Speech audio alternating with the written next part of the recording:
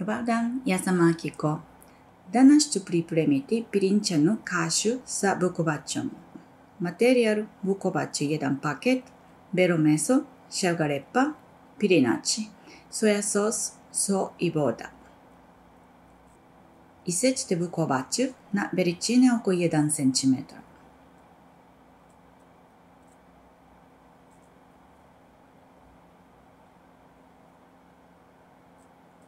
Narežite šargarepu na male komade.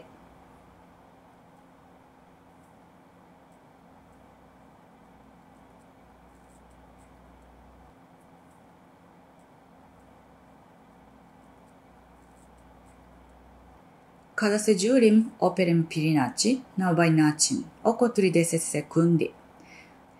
Ako želite da pravilno operete, kliknite na gornju vezu.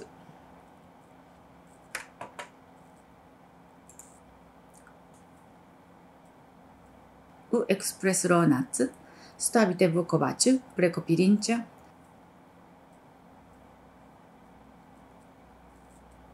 dodajte šargarepu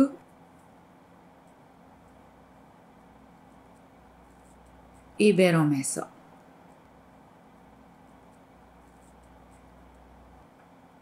Dodajte vodu, soja sos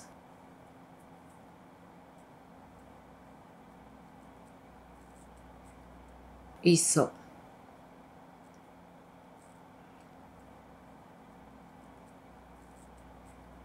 Stavite na najvišu temperaturu dok ne počne šuštanje pare. Ostatak vukovače isečem i zamrznem. Možete je dodati preko pirinča sljedeći put.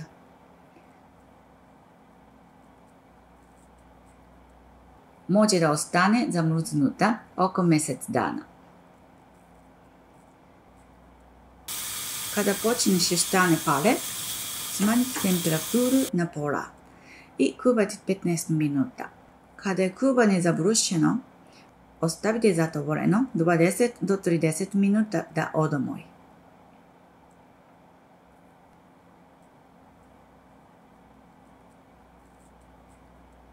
Po ovom receptu dobijete oko 3 porcije. Ako pojedete sve 3 porcije, to je ukupno samo 1000 kilokalorija. Dodajte salatu i proteine kao što je jaje i to je idealna dijeta. Bilo bi mi drago da se registrujete i date vašu ocenu. Hvala vam na pažnji.